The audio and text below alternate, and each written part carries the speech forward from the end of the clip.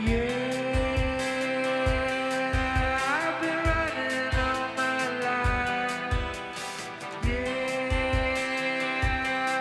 I've been running all my life. Won't stop till I'm older. Don't stop on my shoulder. No sleep. I'm the sound. I'm counting up my time. I march on like a soldier. I won't stop. Gotta go there. Roll that giant boulder for the rest of time. I've been running all my life. I've been running all my life. I don't know what I might find. I've been running all my life. One stop, getting colder. I blow on your folder. So please come on over and rescue my poor heart. I won't stop till I'm older. Don't stop on my shoulder. No sleep at the sound. I'm counting up my time.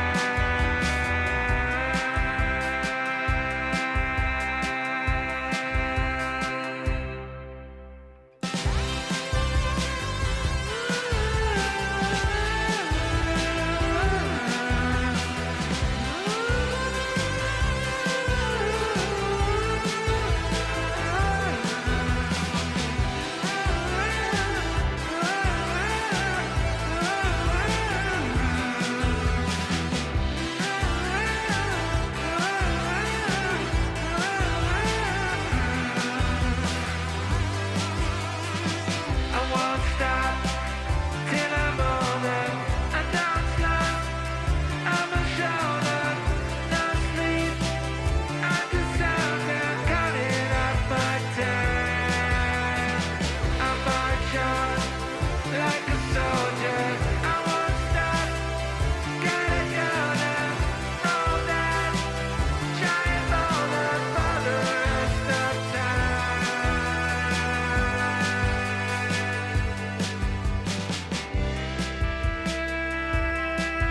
I've been running all my life. I've been running all my life. I've been running all my life. I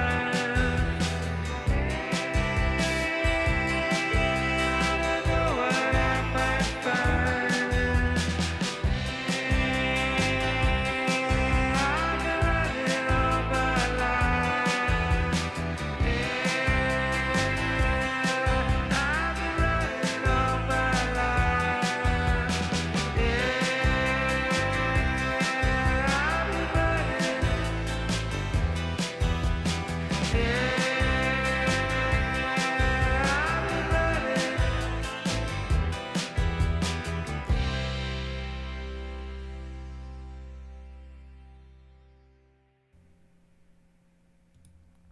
Hello and welcome to Inspired Earth. We've definitely got an interesting one this week. We got a special episode here. This is going to be about Tesla and specifically about the circumstances of his death and what happened to his work afterwards and a little bit before too.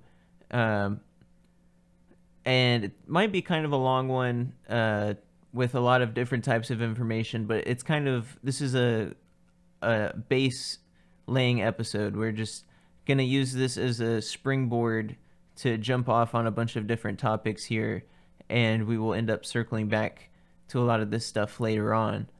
And this is an actual document from the FBI itself. It's like a public document.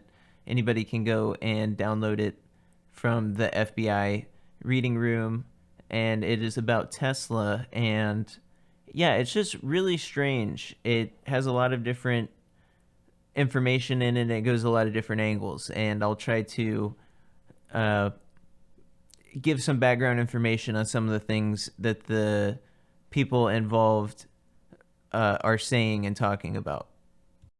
So, what probably immediately catches a lot of people's eyes are this heading of the top of the back of the top of the folder here that looks like it's been photocopied, and it says 2-page newsletters RE interplanetary session newsletter. So I guess this is a newsletter that they've photocopied in here, and this is June 14th, 1957, and I'm just going to read this little bit of the newsletter here. And by the way, there's a video if you guys want to follow along with the document. If not, it's just a bunch of text, like I'm reading off of the actual document here. So if anybody wants to follow along with the video, you can. Otherwise, audio will be fine because there's no pictures or anything with this. But dear friends, Interplanetary Session Newsletter. We have not issued a newsletter since May 1st, 1956 because we had no space news which we could consider authentic. However, now we have some good news to pass along to you. George Van Tassel operates the Giant Rock, California spaceport and airport and has been host at 4 annual spacecraft conventions. He is the author of 2 books, I Rode a Flying Saucer and Into This World and Out Again. He is also the publisher of Proceedings magazine, usually issued monthly. Dan Fry is the author of White Sands Incident. In this book, he tells the story of a trip which he had made in a flying saucer from a desert spot on the White Sands Proving Ground in New Mexico to New York City and returned in 32 minutes. So all of those books are available. You can buy them today. And it's kind of interesting the FBI is talking about all of these books about UFOs flying around in the 50s. But there's some more later on that we'll talk about. And I'm kind of just like skipping through specific parts because these are just like random compilations of documents that the FBI all put together in one folder that has been digitized. So this is kind of like a folder of stuff, and it's not even probably the full folder. This is just what happened to be released to the public. So if it seems like we're like jumping around, it's because we are, and that's because the documents jump around. So I'm going to try to make sense of it a little bit the best I can. So this is where it goes on. This letter will not reach you in time to sight flying saucers over New York on the night of June 13th from 10 p.m. to 1 a.m., but there will be a full-scale operations of flying saucers over all American areas on July 1st. This will be in 3 phases as follows. New York areas, July 1st, 9 a.m. Washington, D.C. areas at 9:25 a.m. General North American areas after 9:25 a.m., Central American areas 9:30 a.m., South American areas 9:35 a.m. The second phase, some areas as above beginning at 12 o'clock midday, July 1st. Third phase, full-scale operations over all American areas beginning at 7 o'clock on the evening of July 1st. This information has been supplied by George King, editor of Cosmic Voice, 88 The Drive Mansions, Fulham Road, London, Southwest 6. I guess that's his actual address. I didn't mean to read the address, but I guess that's an address. I didn't even realize that's what it was. Also, please note that George King has also published back issues of Cosmic Voice in 1 volume, price $1. And it says that this is without the finest buy of saucer messages that we know. George King is considered the best telepathic contact which the space people have, although George Van Tassel is the finest we have in America. Margaret Storm has been assigned to certain work with the space people as follows. She is writing a book Return of the Dove, a story of the life of Nikola Tesla, scientist, and the part of his inventions will play in the new age. Much of the data from this book has been supplied to Miss Storm through transcripts received on the Tesla set, a radio-type machine invented by Tesla in 1938 for interplanetary communication. I wish that we could know the designs of that, and it's crazy that she's using this Tesla-invented machine to talk to Tesla. It's very fascinating. And going back to like EVP and stuff that we do today, I wonder if it would be possible to contact Tesla himself or any other people like Edison. Edison was also talking about a phone to the dead in the past. It says Tesla died 1943 and his engineers did not build the Tesla set until after his death. It was placed in operation in 1950, and since that time, the Tesla engineers have been in close touch with spaceships. The space people have visited the Tesla engineers many times, and have told us that Tesla was a Venusian brought to this planet as a baby in 1856, and left with Mr. and Miss Tesla in a remote mountain province as what is now known as Yugoslavia. So, who knows if that was true, but that's what they wrote in this book or magazine or whatever is being quoted here. A biography of Tesla was published in 1944. It can be it's really badly faded here and translatable from your local library or store. It is entitled blank. John J. O'Neill, then science editor of New York Herald, blank. Mr. O'Neill has since died. This book gives no information about Tesla's connection with space people, a fact which was not revealed until 1950. I feel like this is just like getting edited or something. Like that was scribbled out or whited out or something. It doesn't even look like it was like a failure digitizing. It looks like it was censored somehow. So that was kind of weird. But this next line gets even stranger. The book also gives many wrong impressions of Tesla because Mr. O'Neill's occult knowledge was limited. So the FBI is trying to figure out who knows what about occultism involving Tesla and space people. And they're saying, oh, this O'Neill guy, Mr. O'Neill, his knowledge was limited. So that seems like they had to have had a greater amount of knowledge than him for them to be able to assess and analyze his knowledge and make a determination value of what he knows or does not know. They would have to know more than him to be able to make that determination. I hope that makes sense. But so they probably know a lot about occult stuff. And kind of circle back to the whole Vril technology that I've talked about with the whole Nazis, allegedly that they were really focused on engineering stuff psychically. And then we have them over here talking about engineers using psychic communications, whether a device or just their brain to do engineers. That's what they're talking about right up here, or to do engineering. That's what they're talking about on that aspect. So then it continues on. However, it is well worth reading because it gives much technical information about electrical engineering, which Miss Storm will be obliged to omit in her book because she has such an abundance of material to present. So, is this saying that the FBI had asked Miss Storm to omit the technical details because her book was so big and that she was such a nice lady that she was just like, oh yeah, you're probably right. I shouldn't put this technical stuff in here. It's just going to be jargon. Nobody's going to appreciate it. And then after she didn't put it in there, they come back and they say that like, oh, well, this book has no actual details in it. So I thought that was kind of interesting that it seemed like right here that they asked her to not put technical details into it. And then when she didn't, they used that against her to discredit the book and probably took the details themselves.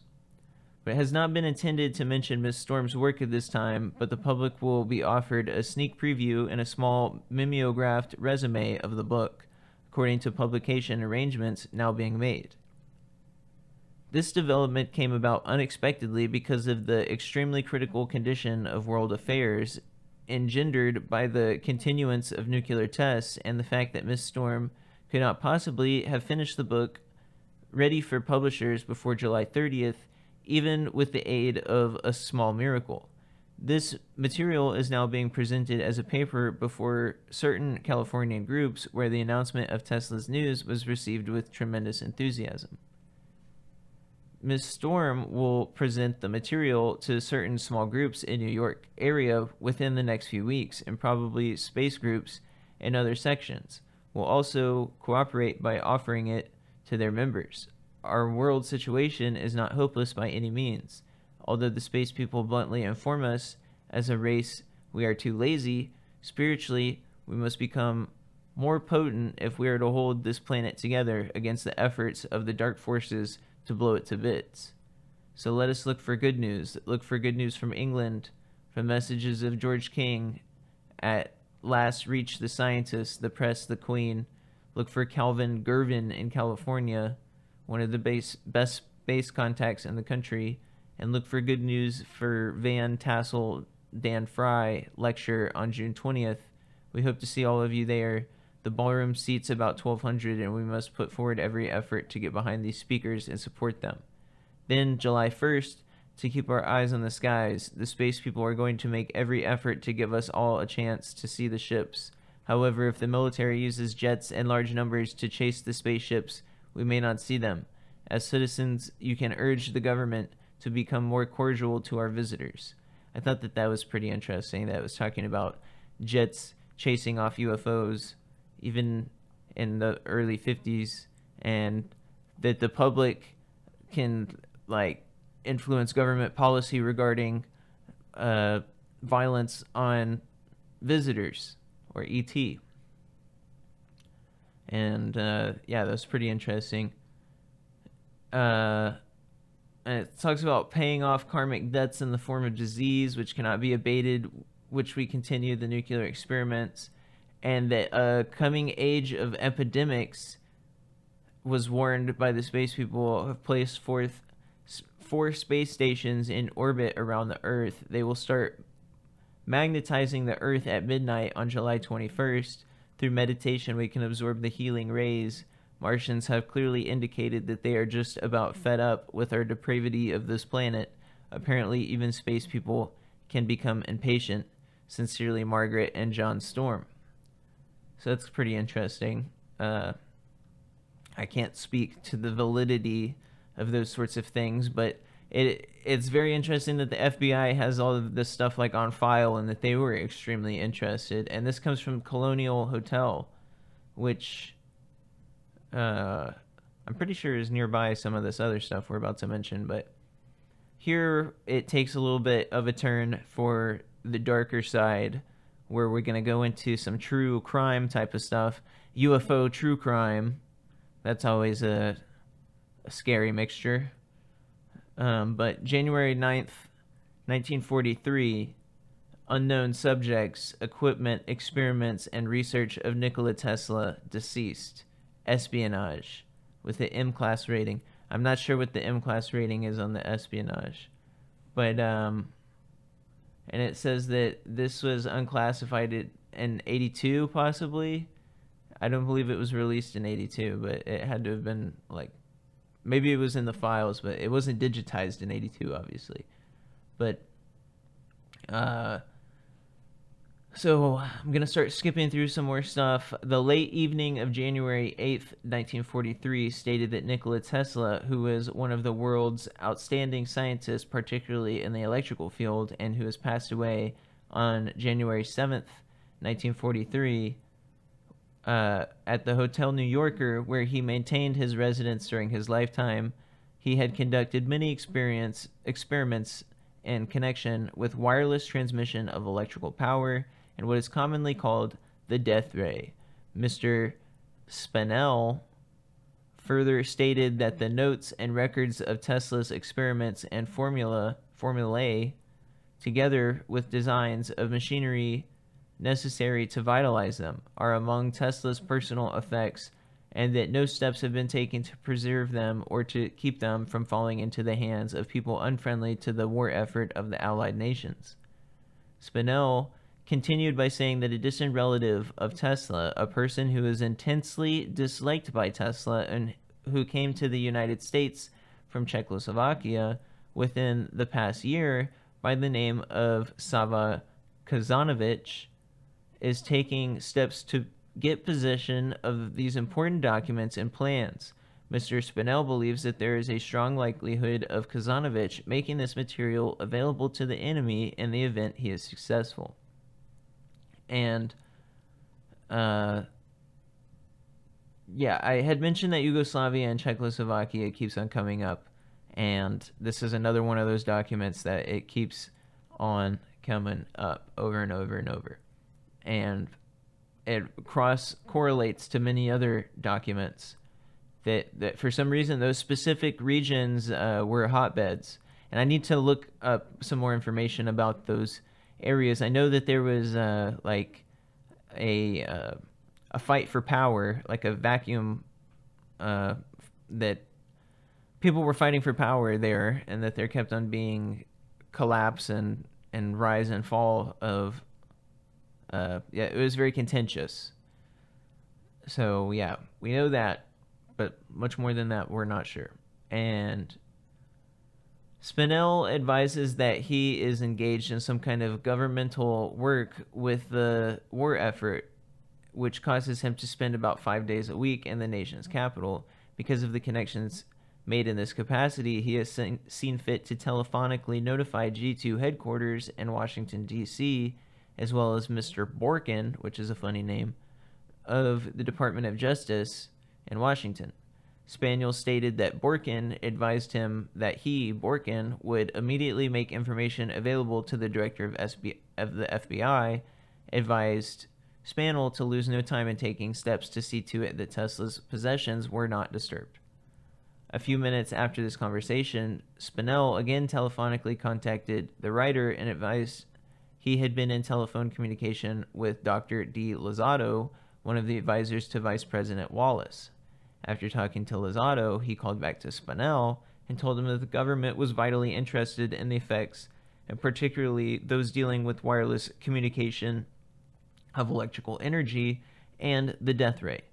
And again, for Spinell to lose no time and doing all he could to preserve them. So this is two agencies now that told this guy, go get all of his stuff. He died. Go get his stuff immediately.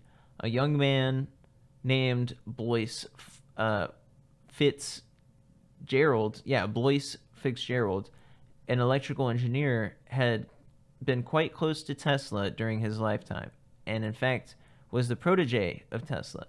Spinell said that Fitzgerald was in New York and would be in contact with him shortly, at which time Fitzgerald would call the writer. And let me skip through some stuff here. Nikola Tesla, a native of Serbia, came to the United States in the late 19th century, where he became famous for his electrical inventions, and advanced ideas in the engineering field. Tesla was the designer of the generators in the Niagara Falls power plant, and in fact, his name was inscribed on the generators in recognition of the fact. To substantiate this, Fitzgerald displayed a great number of old newspaper clippings and an album of letters written congratulating Tesla on his 75th anniversary. The letters were from world-renowned people, principally those in scientific fields. And Tesla, by reason of wizardry, became a consultant of Marconi, Charles Edison, and many other. Tesla's induction electrical motors was sold to Westinghouse for $2,500,000. Fitzgerald stated that of late years he had become a confidant of Tesla and knew that Tesla was carrying on extensive experiments for transmitting electrical power by wireless and with propelling electrical rays possessing sufficient power to destroy implements of warfare such as airplanes and submarines. Within the past month, Tesla told Fitzgerald that his experiments in this connection had been completed and perfected. So within months, Within the past month, not plural, singular. Within the past month, his experiments had been completed and perfected. So within a month of him completing this wireless invention, which it sounds like there might have been multiple, he died. What a coincidence. Fitzgerald also knows that Tesla has conceived and designed a revolutionary type of torpedo, which is not presently in use by any nation. It is Fitzgerald's belief that this design has not been available to any nation. From statements made to Fitzgerald, he knows that the complete plans, specifications, and explanation of the basic theories of these things are in place of the personal effects. That Fitzgerald stated that there's working models, which cost more than $10,000 to build each in a safety deposit box at the Governor Clinton Hotel. And that it has to do with the so-called death ray or wireless transmission of electrical current.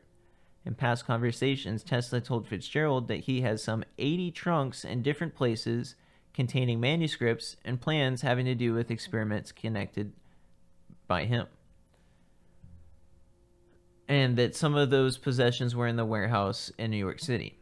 Of recent years, Tesla became more or less destitute, and for the past 3 or 4 years of the government, Czechoslovakia had been paying him a substance of $500 per month, part of which was used to pay the rental warehouse accommodations. Tesla's residence in New York had been on Pennsylvania Hotel, Governor Clinton Hotel, Waldorf Astoria Hotel, and the New Yorker, where he led a secluded existence. So far, Fitzgerald knows Tesla had no real intimates, nor did he have any attorney in which he confided.